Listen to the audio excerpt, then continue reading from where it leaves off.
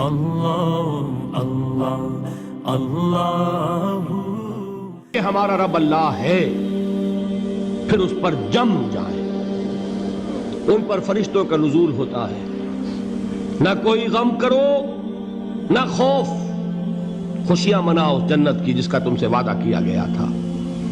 اللہ کی ربوبیت پر اطمینان جب انسان کو ہو جاتا ہے، میرا رب اللہ ہے، ربی اللہ، انسان کے لیے نہ کوئی کھٹکا، نہ کوئی خطرہ، نہ کوئی خوف، نہ کوئی حزن۔ جو کچھ ہو رہا ہے کس کے اذن سے ہو رہا ہے؟ اللہ کے اذن سے۔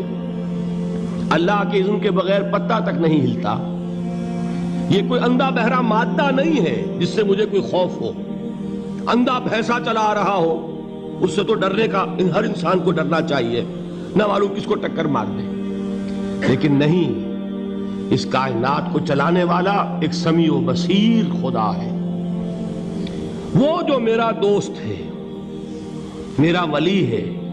اللہ ولی الذین آمنوا یخرجہم من الظلمات الی النور۔ اللہ اہل ایمان کا ولی ہے، ساتھی ہے، پشت پناہ ہے، مددگار ہے، حمایتی ہے۔ بتائیے جسے یقین ہو جائے کہ اللہ میرا مددگار، اللہ میرا محافظ، اللہ میرا پشت پناہ، اللہ میرا حمایتی، اس کے لیے کوئی خوف ہوگا؟ اس سے کوئی ڈر ہوگا؟ میں مثال دیا کرتا ہوں ایک بہت سادہ، پنجاب کے دیہات کی۔ وہ بڑا چودھری ہے اور کوئی غریب کسان ہے۔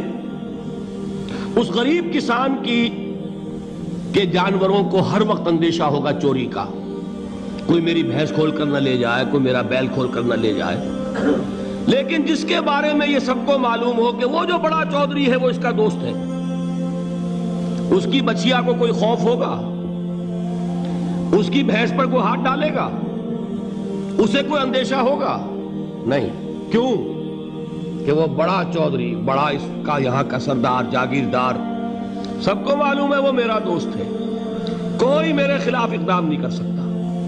اس دنیا میں یہ چھوٹی سی بات اگر آپ کے دلی اطمینان اور سکون کا باعث بن سکتی ہے تو ذرا تصور کیجئے۔ میں لفظ تصور استعمال کروں گا صرف اس لیے کہ اس کا ہم جس کو کہتے ہیں ادراک اور شعور کر نہیں سکتے، اگر کے ساتھ کر سکتے۔ اگر یقین ہو کہ اللہ میرا مددگار اور یقین ہو کہ اللہ ہر آن میرے ساتھ ہے، پھر کوئی خوف؟ کس کا خوف؟ کوئی شے اللہ سے بالا تر ہے؟ کوئی قوت اس سے زیادہ طاقتور ہے؟ کوئی اس کے ارادے کو بدلنے والا ہے؟ کوئی اس کی مشیت کے آڑے آنے والا ہے؟ یہی بات ہے جو حضور نے فرمائی۔ یہ ایمان کا حاصل ہے لب لباب، کہ دیکھو اچھی طرح اس بات کو ذہن نشین کر لو، اگر تمام انسان مل کر تمہیں کوئی نقصان پہنچانا چاہے نہیں پہنچا سکتے مگر جو کچھ اللہ نے لکھ دیا ہو، اور تمام انسان مل کر تمہیں کوئی نفع پہنچانا چاہے نہیں پہنچا سکتے مگر وہ شے جو اللہ نے طے کر دی۔ آپ پھر میں کہوں گا ذرا طاری کیجئے، اسے فرض کیجئے، اسے سوچئے۔ اگر اس حدیث پر ہمارا دل ٹھکا ہوا ہو تو کسی سے ڈر ہوگا؟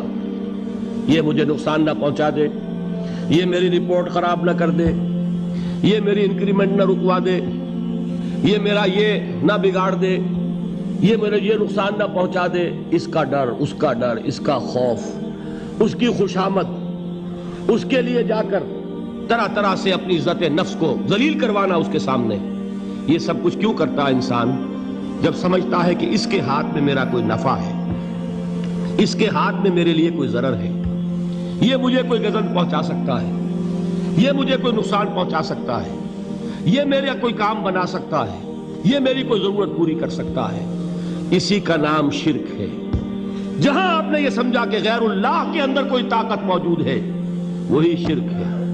بتوں سے تجھ کو امیدیں، خدا سے نومیدی، مجھے بتا تو صحیح اور کافری کیا ہے؟ شرک تو یہ ہے جس پر بھی تمہیں یہ خیال ہے، کلمہ ہے یہ کلمہ سوم، لا حول ولا قوت الا باللہ، ذرا اس پر دل کو کبھی اگر آپ تصور کریں، پھر فرض کریں، دل ٹھک جائے اس پر، کوئی طاقت نہیں۔ یہی بات تھی جو شیخ عبد القادر جیلانی رحمۃ اللہ علیہ نے اپنی وصیت میں اپنے بچے سے کہی۔ 11ویں دینے والے ہیں، لیکن حضرت شیخ عبد القادر جیلانی کی وصیت اور تعلیمات کو کتنے لوگ ہیں تم جانتے ہو؟ یہ جن مقامات تک پہنچے ہیں وہ کس چیز کی بدولت پہنچے ہیں؟ انہوں نے جو پیغام دیا وہ کیا تھا؟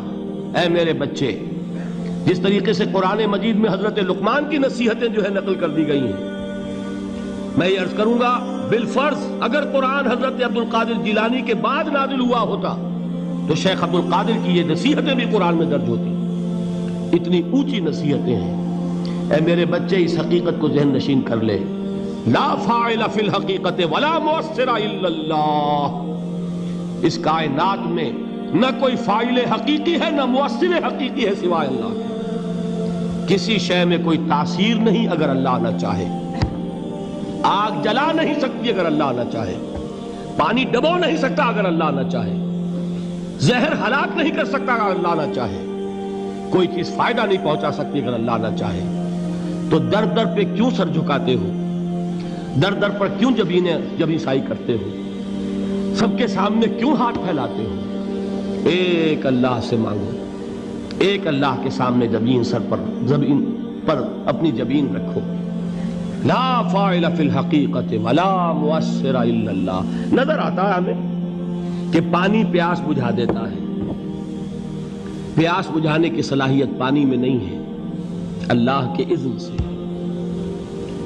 کھانا بھوک مٹا دیتا ہے، بھوک مٹانے کی صلاحیت کھانے میں نہیں ہے، اذن رب میں۔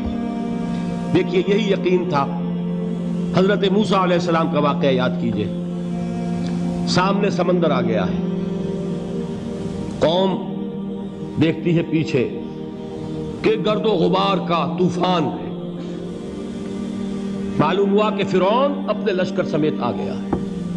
لشکر جب چلتا تھا تیز رفتاری کے ساتھ تو گرد و غبار کا جو طوفان اٹھتا تھا اس کا تصور کیجئے، اور لمحہ بلمحہ وہ قریب آ رہا ہے۔